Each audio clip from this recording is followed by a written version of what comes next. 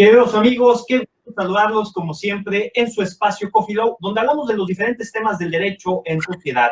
Para mí es un gusto saludarlos y bueno, recuerden que estamos bajo la sana distancia, bajo este sano aislamiento para prevenir el contagio del COVID-19. Esperamos muy pronto regresar a nuestras vidas cotidianas. En este caso, mientras eso pasa, es importantísimo ir generando la reflexión en todas y en todos nosotros. Y bueno, hoy vamos a tratar un gran tema, que es el derecho y las nuevas tecnologías de la información y de la comunicación. Es para mí un gusto estar con un gran referente en el tema que hoy vamos a hablar. Y bueno, te invito a que te sientas cómodo, a que vayas por un café, una bebida de tu preferencia y que nos acompañes en esta excelente charla jurídica. Soy Rodolfo Guerrero. Comenzamos. Para mí es un gusto estar hablando con el abogado, el doctor Martín Leguizamón. Él es abogado a cargo del Departamento de Nuevas Tecnologías del Estudio Jurídico Fernando Burlando, entre otras distinciones enormes que tiene el doctor, que a lo largo de este programa vamos a estar hablando de ellas. Entre una de estas referencias es que es uno de los abogados que más le ha ganado a esta gran empresa que es Google a nivel argentino y probablemente a nivel internacional. Y le doy la más cordial bienvenida, querido doctor, querido abogado Martín Leguizamón. Hola Rodolfo, buenos días. Para mí es un honor poder estar charlando con México y difundiendo lo que lo hemos logrado en Argentina. Y lo primero que quiero pedirte disculpas es, bueno, no me puse corbata por razones obvias. Lo pensé, lo consulté con mi familia y yo estoy encerrado hace 21 días en Argentina a raíz del COVID-19. Y bueno, como estaba en mi casa, preferí una camisa y un suéter porque empezó el otoño acá en Argentina. Pero te vuelvo a reiterar, para mí es un honor y un orgullo poder charlar con todos ustedes y trasladar mis conocimientos y todo lo que logré en Argentina a México. Sin duda, estimado Martín, es un placer tenerte en el programa.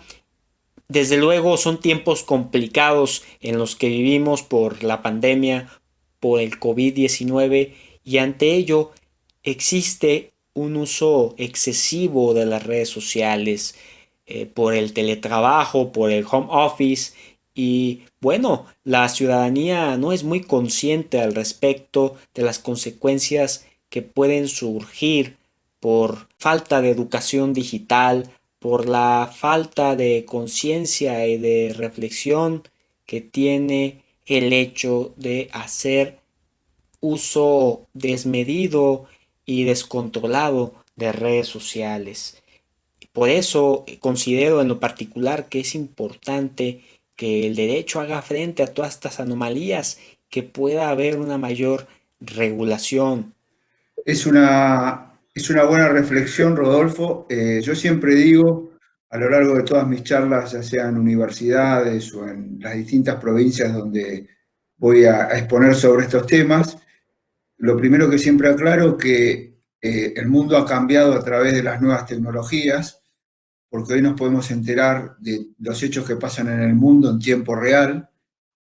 Por ejemplo, esta charla, que no la podíamos tener muchos años atrás, seguramente había que concurrir a una universidad o a un auditorio para poder escucharlas, y me parece de una utilidad extremadamente importante y que es un nuevo hito de la humanidad. Dicho eso, y en estos tiempos donde la gente está permanentemente conectada en las nuevas tecnologías, yo creo que se potencian el mal uso de estas nuevas tecnologías, que son diversos, a través de las falsas noticias, el grooming, los delitos de la vida real que han mutado a la vida virtual. Son innumerables las consecuencias que estas nuevas tecnologías han causado en el mundo. Por eso creo que cada país debe contar con una legislación adecuada para evitar que todos estos daños potenciales sean mitigados, y para mi gusto la legislación o la mejor legislación del mundo es de la Unión Europea con respecto a todos estos temas. Yo te cuento, Rodolfo, y si crees que soy extenso en mis respuestas, me cortás. Yo en este momento estoy asesorando al Senado de la Nación Argentina en proyectos de ley sobre la responsabilidad de los intermediarios de Internet, las falsas noticias y el acoso y la violencia en las redes sociales, que hoy es un tema muy complicado. Si Dios quiere, y pasado todo este tema del COVID-19, que al país lo ha parado hace 20 días, tendrán tratamiento legislativo. Pero creo que es muy importante para el uso correcto de las nuevas tecnologías tener una legislación adecuada. Y digo esto porque generalmente todas las aplicaciones tienen sus propias normas de convivencia y condiciones de servicio, que todos las podemos leer tranquilamente. Pero generalmente esas propias condiciones que ponen las propias empresas tecnológicas no son cumplidas ni siquiera por estas empresas tecnológicas. Entonces creo que una de las bases fundamentales es hacerles cumplir a los tecnológicos sus propias condiciones de servicio. Y si así no lo hacen, se les deberá aplicar multas millonarias como ocurre en la Unión Europea, y de esa forma se solucionan los problemas graves que se producen día a día, minuto a minuto y quizás segundo a segundo. Doctor, es importantísimo lo que menciona. Cabe resaltar, nosotros como abogados entendemos perfectamente que hay muchos derechos que pueden ser vulnerados por el uso inadecuado, ya sea de la iniciativa privada o de nosotros como ciudadanos de a pie, en referencia a los daños que se causan por las tecnologías de la información, que den origen a un delito informático que a veces no está correctamente tipificado con todos sus daños y perjuicios que este puede causar en la propia codificación. En este caso, a mí me gustaría hacer este pequeño paréntesis en donde hablamos de cuáles son los desafíos, cuáles son las oportunidades que usted en lo particular ve. Ya después le preguntaré sobre su historia en este bagaje de ganarle a Google algunos casos. ¿Cómo ha percibido usted el cambio del derecho ante las tecnologías? ¿Los abogados están conscientes de las nuevas cualidades, de las nuevas habilidades que deben adquirir el bagaje de las tecnologías? Y mira, Rodolfo, yo cuando empecé con todos estos temas en el 2006, me miraban, cuando hablaba de Google o de los buscadores o de los intermediarios de Internet, me miraban como diciendo, bueno, hay que ponerle una camisa de fuerza. Imagínate, en esa época nadie hablaba de todos estos temas. Yo creo que hoy los abogados que no se adapten a los conocimientos de las nuevas tecnologías van a quedar afuera del mercado. Hoy todas las nuevas tecnologías, todo lo que es el derecho de la vida real ha mutado a la vida virtual. Y mucho más, por ejemplo, hoy en el caso del COVID-19, todo ha mutado a la vida virtual. Hoy las redes y Internet se ve colapsado por el uso de la web, lo que es un instrumento maravilloso, pero todo ha pasado del derecho de papel, como lo llamo yo, al derecho a la vida virtual. Y es muy sencillo, hay que adaptarlo. Cuando yo empecé en el 2006, pensaba, que me rompía la cabeza pensando cómo podía ser que la legislación de la vida real no puede aplicarse a la vida virtual. Y fue un tema que me costó mucho convencer a los jueces y a los magistrados. Ustedes piensen, en el 2006 era casi impensado. Pero bueno, finalmente los convencí. Hoy puedo decir que la gran mayoría de los jueces argentinos entienden mucho de estos temas, padecen estos temas, porque así como cualquier persona padece estos temas, lo padecen los funcionarios, los magistrados, y han tomado conocimiento a través del tiempo de estas nuevas tecnologías. Yo creo que el derecho es una herramienta formidable para...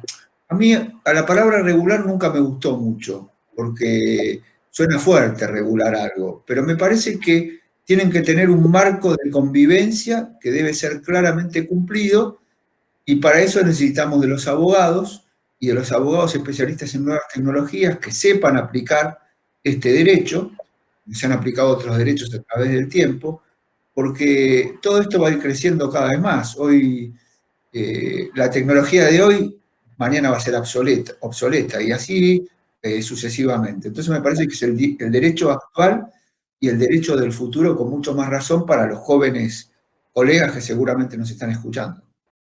Martín, ya nos compartiste un poco de tu historia. Me gustaría que nos digas cómo es ganarle a Google. Sabemos que es una gran empresa de tecnología que inició como un proyecto universitario en enero de 1996 y que hoy se dice por muchos es un monopolio de la información. Y que como abogados podríamos pensar que es imposible ganarle. Y da una gran satisfacción personal, profesional, familiar. No me fue fácil. Yo luché contra todo. Todo era no, no, era todo puertas cerradas, es imposible, nunca le vas a poder ganar un juicio. Y al día de la fecha le llevo ganado 66 juicios. He logrado la aplicación de la responsabilidad de los buscadores en Argentina a través de un fallo de la Corte Suprema en octubre del 2014. El 30 de diciembre pasado logré que por primera vez en Argentina se condene a Google por la difusión de falsas noticias, y hace apenas menos de 2 meses, el 20 de febrero de este año, logré por primera vez en Argentina la aplicación del derecho al olvido contra Google. Así que es una gran satisfacción, es ganarle a la empresa más grande del mundo, y 66 veces, que no van a ser las últimas, pienso ir por muchos más casos, porque el estudio debe ser el que lleva más casos en la Argentina. Es una gran satisfacción. Yo siempre recuerdo, tengo unas palabras que me retumban desde el 2006. Nunca le vas a poder ganar un juicio. Me lo decía un abogado muy conocido de la Argentina, y ahora cada vez que me ve me abraza y me dice qué equivocado que estaba. Es lindo, me tocó a mí, yo creo que lo podría haber hecho cualquier profesional del mundo. Era aplicar el derecho, se aplicó el derecho, y hoy con los antecedentes jurisprudenciales que tenemos en la Argentina es muy fácil. Se aplicó la responsabilidad subjetiva cuando se lo intima al buscador.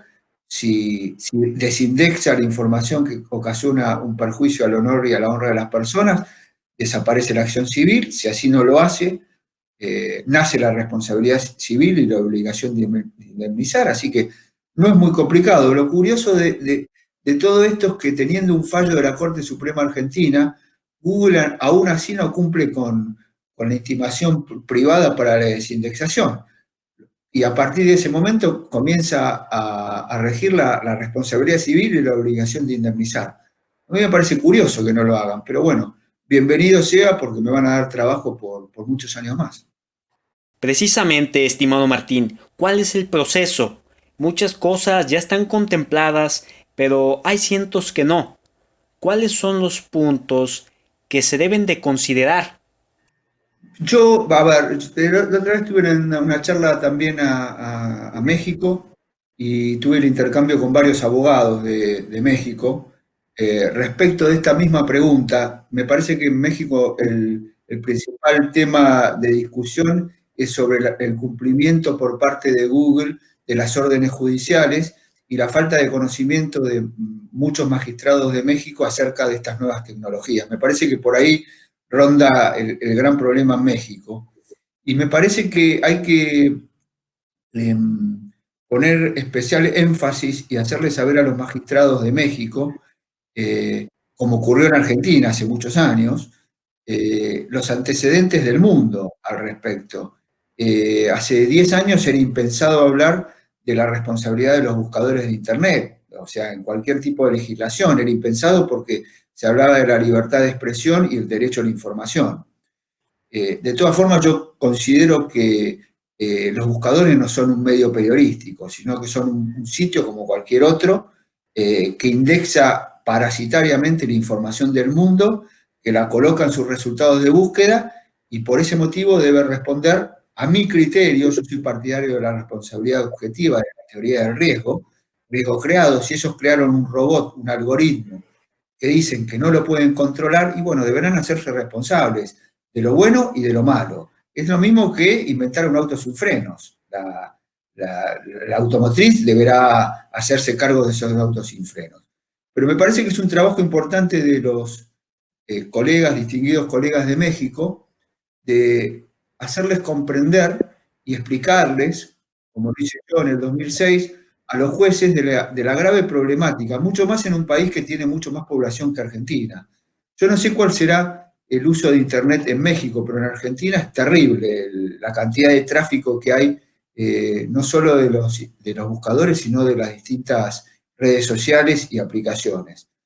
Y el segundo paso, una vez que comprendan aplicando la legislación mundial, que es lo que se hizo también en Argentina, es aplicando multas importantes a los buscadores y a las redes sociales para que cumplan con esas órdenes judiciales, porque si no, no van a cumplir con las órdenes judiciales. Esto creo que es el punto clave y el trabajo clave de los colegas en el mundo, y es lo que está pasando en el mundo actualmente. Por otra parte, estimado Martín, cuando hablamos de redes sociales, deben de existir límites entre la libertad de expresión, el acceso a la información y los derechos a la honra, al honor de las personas. Bueno, a ver, en Argentina todos esos derechos son derechos de rango constitucional. Todos son derechos debidamente contemplados por la Constitución Nacional. Y como cualquier abogado del mundo lo sabe, ningún derecho está por encima del otro. Todos los derechos hay que colocarlos siempre en una balanza. Para eso está siempre la justicia para definir. Y siempre en cada caso, y en cada caso que se lleva a conocimiento de los jueces, debe prevalecer uno sobre el otro, pero en cada caso especial. En estos casos de las nuevas tecnologías, yo soy un partidario extremo de la libertad de expresión, pero siempre la libertad de expresión tiene determinados límites cuando se ataca la honra, el honor, la privacidad y la intimidad de las personas. Me parece que ahí es un límite sagrado, tanto como el de la libertad de expresión. Y por otra parte, hay algo que las empresas tecnológicas olvidan cuando su muletilla es la libertad de expresión. Que la libertad de expresión en cualquier régimen jurídico del mundo tiene responsabilidades ulteriores. O sea, yo puedo decir lo que quiero, puedo opinar y puedo dar mi parecer en cualquier ámbito del mundo o en cualquier país del mundo. Lo que sí, eso tiene responsabilidades ulteriores y esto debe ser aplicable y de hecho se aplica a las nuevas tecnologías, por lo menos acá en nuestro país y en la Unión Europea. Hablando justamente de este punto, doctor, a mí me gustaría dejar mucho en claro lo que es público y lo que es privado. A veces, como ciudadanos, no tenemos mucho en cuenta este principio y es fundamental. Es muy difícil, porque hoy con las nuevas tecnologías, yo entiendo a mi criterio que lo que uno sube en sus propios perfiles, y si son públicos, mucho más, y lo hace público, eso deja de estar en la esfera de la intimidad y pasa a ser público. Eso dentro del ámbito de los perfiles de cada una de las personas. Ahora, mi discusión, y fue la gran discusión del fallo de la Corte Suprema Argentina en octubre del 2014, es si obtenido y apropiado por los buscadores puede tener difusión.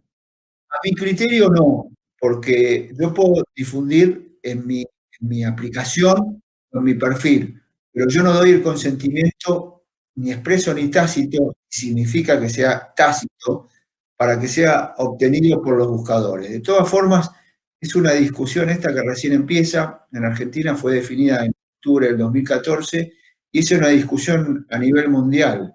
Yo creo que estamos en la era, lamentablemente, que la privacidad, o se ha perdido la privacidad y la intimidad de las personas, lo que a mi gusto es muy grave. Yo creo que cualquiera de nosotros, cuando vamos a publicar algo en alguna red social, pensamos muchas veces qué vamos a publicar o qué no vamos a publicar. Y ese cuidado hay que tenerlo porque a partir de ese momento se pierde lo privado para que pase a ser público, y mucho más cuando una red es de acceso libre, sin que tenga una autorización para poder ver esas imágenes o la vida privada de uno, ¿no? Hablamos justamente de esto, bueno, hace énfasis en los desafíos y oportunidades del derecho. Creo que es importante agarrar, tomar estos fenómenos sociales que no están para nada regulados y prevenirlos de una forma adecuada, como puede ser este fenómeno del charity, ¿no? O sea, la ciudadanía no es consciente cuando busca algo, que cuando publica algo, genera una huella digital. Y bueno, cuando hablamos de que ellos publican fotos de sus niños, pues también están vulnerando pues los derechos humanos de estos pequeños, que vale la pena mencionar que están con una preponderancia internacional por la Convención de los Derechos del Niño, las leyes federales de la nación en cuestión. Entonces, es importantísimo, ¿no? Argentina, 2 o 3 medidas cautelares donde se prohibía a las redes sociales difundir imágenes de menores de edad, precisamente por la aplicación de la Convención Internacional de los Derechos de los Niños. En ese caso las decisiones son inmediatas, y yo siempre digo, sacando un poco los menores y la difusión de las imágenes de los menores, que construir una imagen de una persona nos demanda una vida, destruirla un segundo nada más. Estamos a un clic de poder hacer un daño. Hoy una nueva tecnología, crear un blog anónimo, crear un perfil falso. Yo siempre lucho contra el perfil falso y el perfil anónimo, porque una cosa es navegar anónimamente por internet para que las tecnologías no tengan conocimiento de quién está navegando y qué es lo que está buscando. Y otra cosa es permitir la creación de blogs y perfiles falsos para poder cometer delitos, injuriar a las personas, efectuar todo el tema gravísimo de pedofilia y de acoso a los menores. Son todas cuestiones que deben tener un marco legislativo adecuado, rápido y efectivo. Definitivamente, doctor, pues nos llegan algunas preguntas de la comunidad jurídica, como ya lo decía en una intervención pasada, haciendo referencia al derecho al olvido. Sabemos precedentes que hay en España, por ejemplo, el caso Costeja. Bueno, acá en Argentina se lo ha calificado como el Costeja americano, este fallo. Ajá. Sí, que nos pueda hablar al respecto del derecho al olvido. O sea, básicamente, por lo menos en México, es un deseo poder establecer eso correctamente aquí y que no influya el hecho de un famoso lobby. Bueno, lobby, me estaba volando una mosca. Se ve que con la cuarentena estaban saliendo todos los animalitos en el mundo, porque estaba viendo recién que mis nietas nunca ven mariposas y estoy viendo en el jardín de mi casa lleno de mariposas. Que se ve que algo bueno tiene el COVID-19, ¿no? El derecho al olvido, bueno, como todos saben, el antecedente es el de mayo del 2014 del caso Costeja, sobre un antecedente de un informe de crediticio que había quedado en la web cuando el tema había sido solucionado. Yo recibí muchas consultas de esos temas en Argentina, y no obstante el fallo que yo logré, que es el de Natalia De Negri, que es una periodista muy conocida que trabaja en Estados Unidos y en este momento, sobre su pasado, ella tenía su antecedente en Chile. La Corte Suprema de Chile, si no me equivoco, en enero del 2016, había ya aplicado el derecho al olvido en un caso de un antecedente de tipo penal, que habían pasado más de 30 años, y la persona esta, que había cumplido incluso su condena, pidió la aplicación del derecho al olvido y se lo concedió la Corte Suprema de Chile, porque entendía que había pasado un tiempo, que había un tiempo razonable de la noticia, que no le permitía reinsertarse en la sociedad, y que el hecho había perdido interés periodístico e informativo. Esos son en realidad los 4 requisitos del derecho al olvido. El otro antecedente en Latinoamérica es el de Perú, que se aplicó en un par de casos, y en Argentina yo lo planteé en 2 casos, uno precisamente en un ciudadano argentino que vivía en Estados Unidos, cometió un delito hace 38 años, cumplió su pena en Florida, en Miami, y Google seguía publicando sus antecedentes penales. Me pareció un disparate, porque, por ejemplo, en Argentina la ley de reincidencias permite publicar los datos penales por el término de 10 años.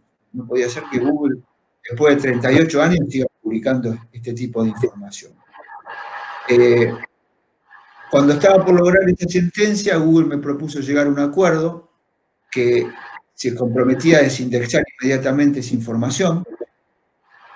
Lo que me llamaba la atención, ¿por qué no lo hizo el primer día? O sea, tuvimos 2 años de juicios y el día que íbamos a dictar la sentencia, y que olieron que la sentencia era favorable, me pidieron llegar a un acuerdo. Yo en ese sentido soy muy respetuoso de la decisión de mis clientes, lo charlé con mi cliente, y mi cliente me imploró casi llorando que necesitaba desindexar esa información. A lo que yo accedí porque me parecía que era lógico. Ese fue el primer caso de reconocimiento de derecho al olvido en la Argentina.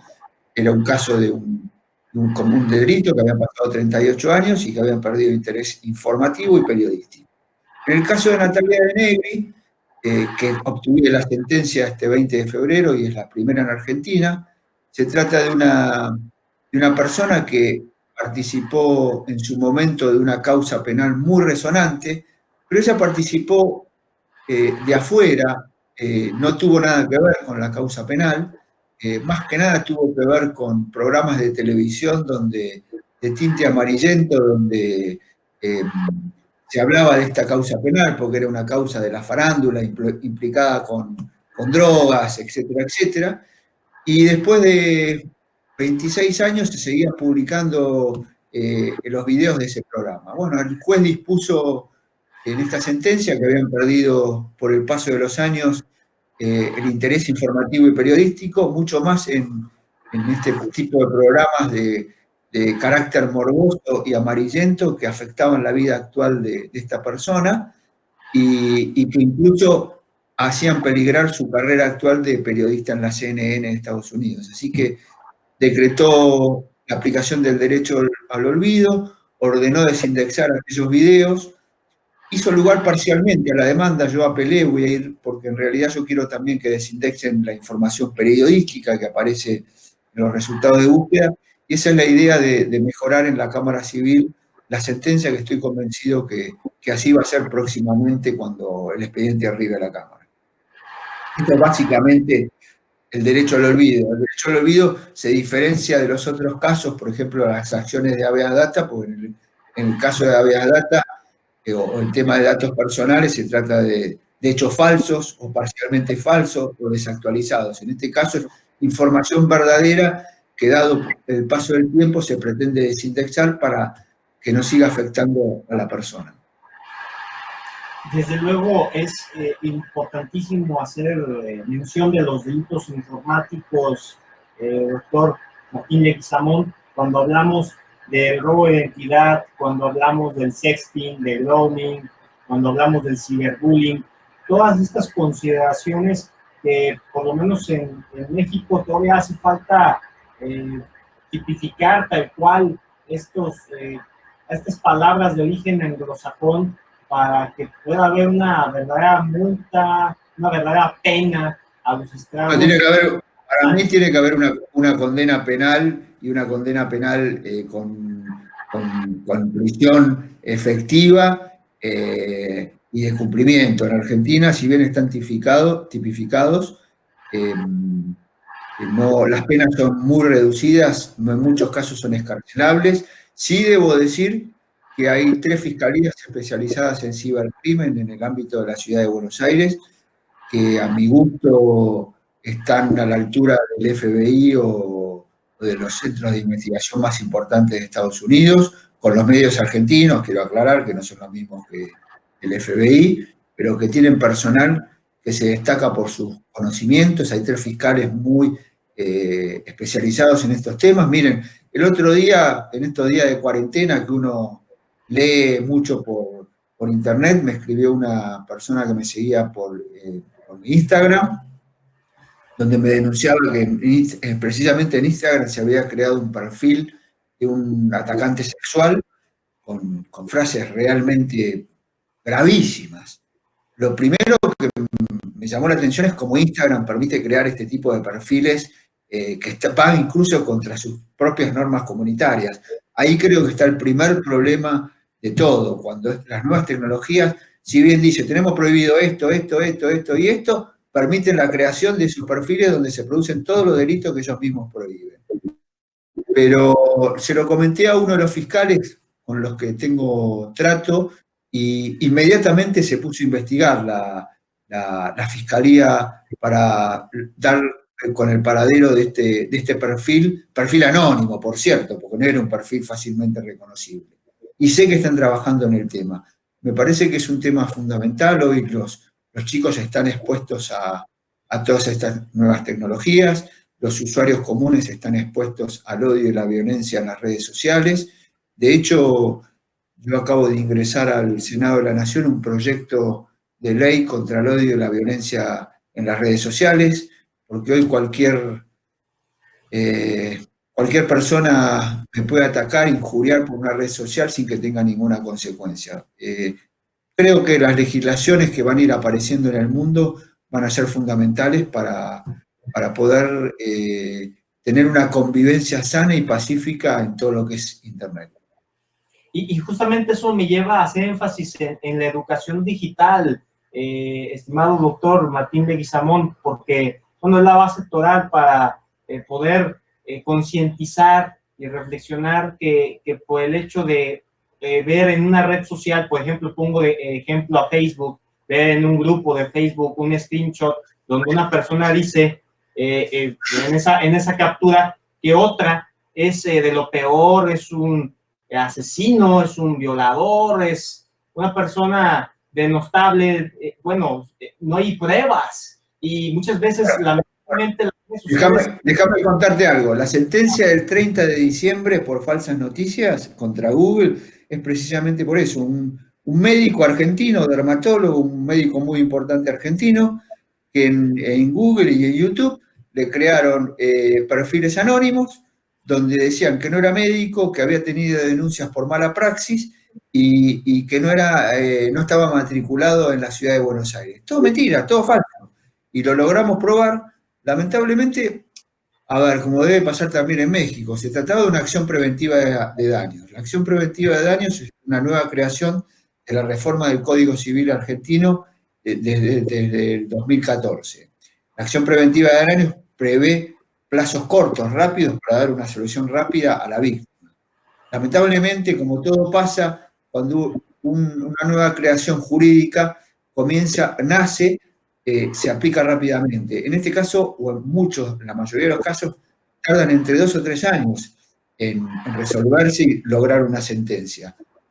Yo pregunto, ¿cuál fue la acción preventiva para darle un marco jurídico a nuestro médico cliente del estudio? 3 años. O sea, logramos una sentencia, pero no se pudo prevenir el daño.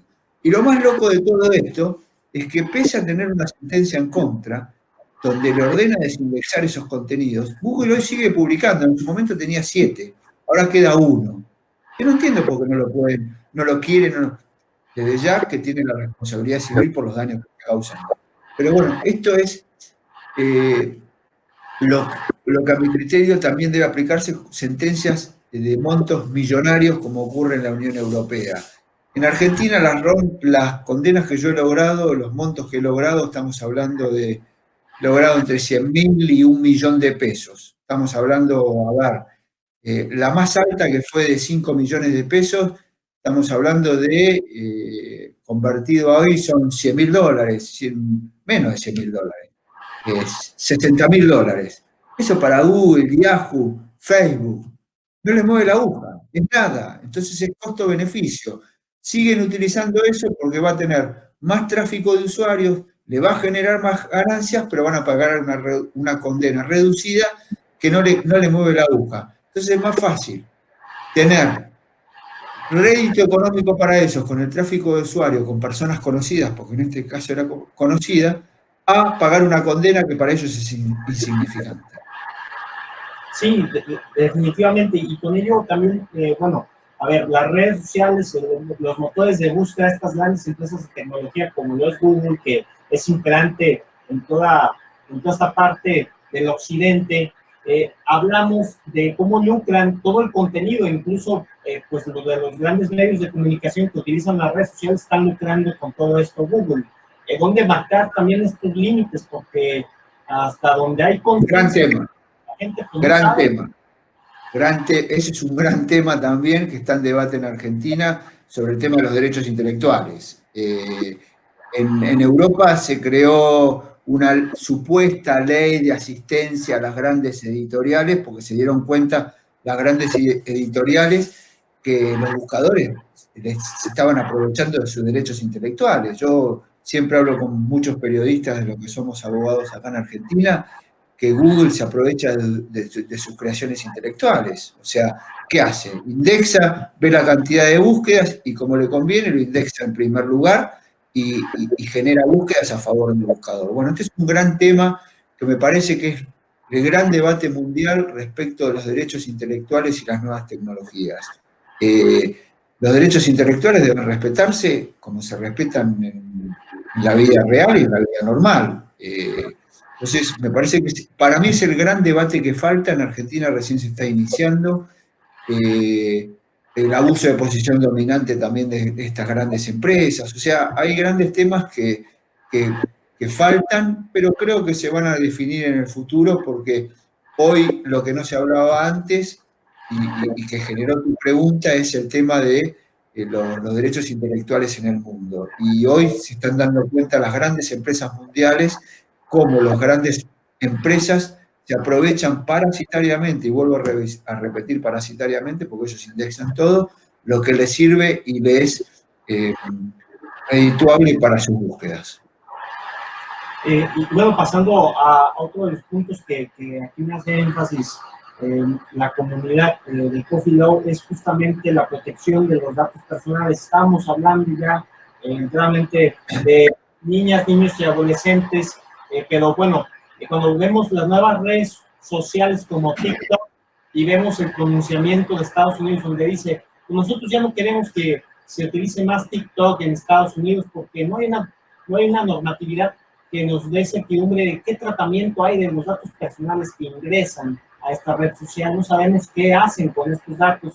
Realmente no sabemos lo que hacen nada con ninguna de las redes sociales. Claramente que algunas han trabajado más en ello, pero todavía sigue siendo un camino demasiado ambiguo todo eso. Gran pregunta también. El tema de los datos personales es un tema que a mí me preocupa mucho hace mucho tiempo. En Argentina tenemos una ley, la ley la 25326, que se dedica a la protección de datos personales. Yo creo que hoy, recién hoy, después de muchos años, los gobiernos del mundo se están ocupando de los datos personales. Creo que llegaron tarde, lamentablemente. Creo que todos estos datos ya están alojados en Silicon Valley. Yo les voy a dar un ejemplo nada más, porque creo que estamos concluyendo la charla tan amena que ha sido. En Argentina, en el gobierno anterior, teníamos un funcionario que era el Defensor Nacional de Datos Personales. Aquí yo, si ustedes ven mi Twitter, me encargo de fustigarlo hace 4 años. ¿Y por qué digo esto? Porque la persona que tenía que controlar los datos personales de los argentinos se presentó como amicus curiae en la Corte Suprema en el fallo Bren Rodríguez, que yo le hablé de la responsabilidad de los buscadores, pidiendo que se falle a favor de Google. O sea, el encargado de custodiar los datos de todos los argentinos era amicus curiae en la Corte pidiendo que se falle a favor de Google. Es como designar a Drácula presidente de un banco de sangre, o sea, no va a custodiar. Y sí, pero no va a custodiar jamás en su vida los datos de los argentinos. Yo creo que es un tema muy grave. Vuelvo a la Unión Europea, que es lugar del mundo donde mayor se custodia los datos de las personas, y en ninguna ley, bueno, perdón, mejor dicho, en ningún país creo que se va a poder lograr un control estricto de los datos personales. Yo siempre digo que los datos de las personas son el petróleo de las nuevas tecnologías. Ellos viven, saben qué nos gusta, qué no nos gusta. Yo cuando voy a las charlas de la universidad, a las universidades o al interior del país, siempre digo que lo último que hace una persona antes de irse a dormir es conectar el celular, ver qué última actividad tuvo el celular y dejarlo cargarlo. Y al otro día, lo primero que hace, antes siquiera levantarse de la cama, es tener contacto con ese celular y ver qué movimiento tuvo o qué actividad tuvo a la noche. Todo pasa por las nuevas tecnologías, todo pasa por las nuevas aplicaciones, cada vez tenemos más aplicaciones. Y el imaginario de la gente es que todo es gratis. Y yo digo que nada es gratis en Internet. Es carísimo, porque con lo que estamos pagando es con nuestros datos personales, que las empresas las lucran con terceros, y ahí es la gran ganancia de las empresas tecnológicas. Creo en Argentina hay varios proyectos de ley para reformar la ley del 2010, que ya es una ley vieja, y creo que vuelvo a lo mismo, y yo aconsejo siempre a los legisladores argentinos que si no se aplican y no se establecen multas millonarias, cualquier intención no va a tener ningún resultado, porque las empresas tecnológicas, lo único que les mueve el amperímetro es las multas millonarias para poder cumplir y proteger los datos personales, que es el valor millonario que tenemos cada uno de los usuarios de Internet. ¿Cómo llegar a tener el conocimiento adecuado hoy en día ante un fenómeno de desinformación también, en donde la comunidad jurídica joven desea, y la no tan joven también, desea informarse más en fuentes confiables? ¿Qué es lo que recomendaría usted, doctor Martín Leguizamón? ¿Qué deberían de consultar para no caer con información que nada más es hueca y que realmente desinforma en lugar de informar? Sí, bueno, yo siempre aconsejo, es difícil aconsejar qué leer o qué ver. Yo siempre digo que hay que seguir, más que americano parezco europeo, porque soy más americano y más argentino que el bife de chorizo, ¿no? Pero, pero digo que hay que seguir, a mi gusto, toda la legislación de la Unión Europea. Por algo creo que son los precursores del freno a las grandes empresas tecnológicas. Parece que la cosa viene por ahí, y me parece que, vuelvo a repetir, antes de terminar la charla, que cada vez tiene que haber más profesionales dedicados al derecho, especializados en estos temas, porque, por ejemplo, el estudio nuestro, el estudio Burlando, es uno de los más importantes de derecho penal en la Argentina, y recibe infinidad de consultas sobre estos temas. Han crecido en forma no teníamos idea que iba a crecer tanto. A mi gusto, no debería ser así, y esto va contra mi trabajo. Yo creo que las empresas deberían tener sistemas mucho más fáciles para reportar aquellas ilicitudes. No entiendo por qué no lo hacen. Pero me parece que es función de los abogados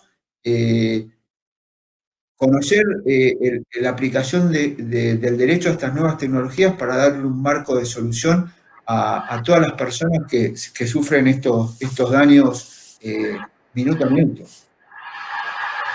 No me gustaría despedir la charla sin antes preguntarle, querido abogado Martín Leguizamón, sobre un caso que en lo particular lo haya marcado por el impacto que esto generó en el hecho de establecer la tutela del derecho de un ciudadano sobre una gran corporación como lo es Google. Algo que nos quiera compartir, un caso que en lo particular lo marcó usted.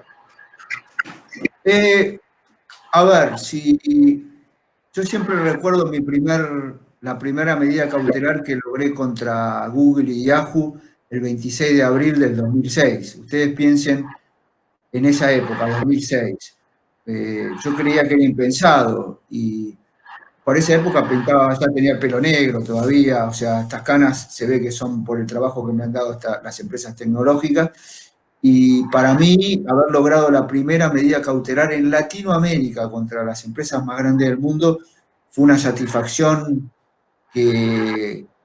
impensada. O sea, después vinieron otros logros, la aplicación de la responsabilidad civil, la falsa noticia, el derecho al olvido. Pero esa primera medida cautelar para mí fue no me lo voy a olvidar más porque yo escuchaba siempre no, no, no, no, los únicos que me apoyaban eran mi familia, mi mujer y mis 5 hijos en todo este emprendimiento y creo que hoy en el tiempo, pensando en el logro de esa primera medida cautelar en todo Latinoamérica, marcó un camino y de hecho, hoy por hoy, gracias a esa primera medida cautelar, se logró construir toda la jurisprudencia argentina respecto a estas grandes tecnologías. Así que no quiero ser injusto con otros casos, porque todos me causaron una satisfacción especial, más que nada jurídica y profesional.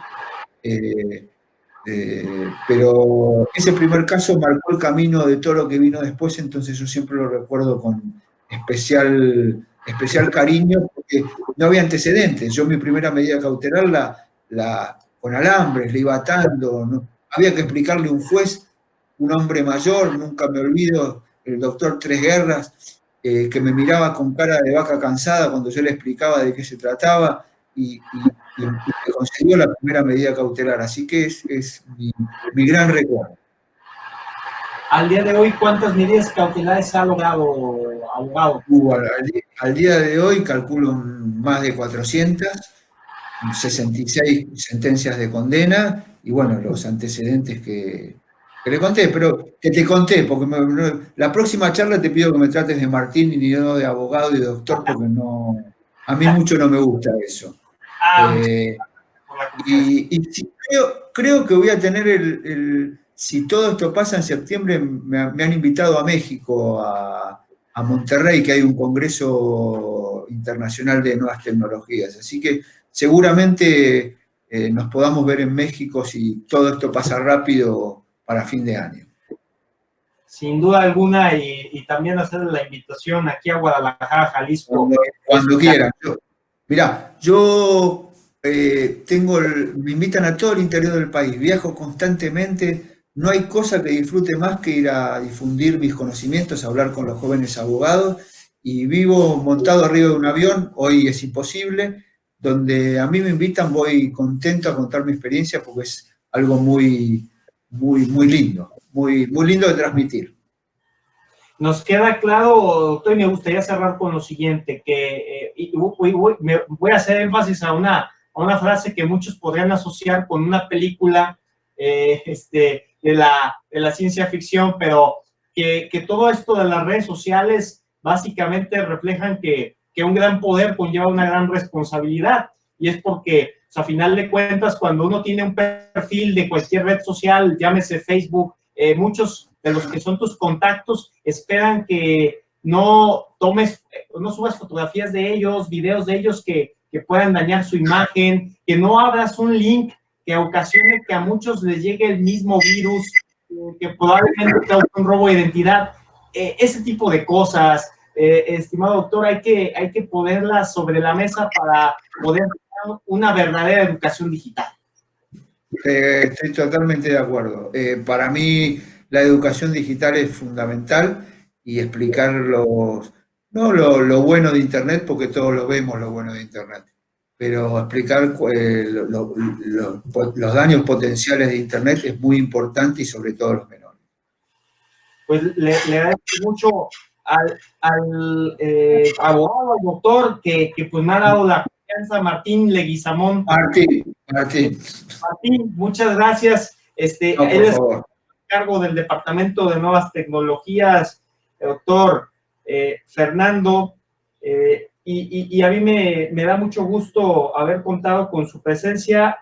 El estudio jurídico Fernando Burlando, le agradezco mucho Te agradezco mucho, estimado Martín, por tu participación, por tu tiempo, a esta comunidad de Coffee Law, a todos los abogados aquí de México, de Jalisco en lo particular, que han estado muy atentos a ver esta emisión. Y pues, por supuesto, la invitación reiterada para poder estar hablando de otros temas que nos apasionan, y más cuando vemos esta necesidad latente que debe de existir entre el derecho y las nuevas tecnologías de la información y de la comunicación.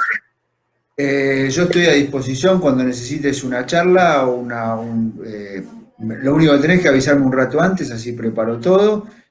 No conozco México, así que quiero conocerlo lo antes posible. Me han hablado muy bien de las playas, cosa que me gusta también las playas, así que pronto seguramente nos vamos a ver en México. Sin duda alguna. Estimado Martín, te mando un fuerte abrazo. Esperemos que muy pronto termine esta... Ahora es con codo, no hay abrazo, ahora es todo con codo. Ah, sí, es con todo, ya ve. Con codo, estamos ahí. Pues un gran abrazo, estimado Martín, cuídate mucho y muchas gracias por estar aquí en el espacio de todos Coffee Law. Un abrazo para todos.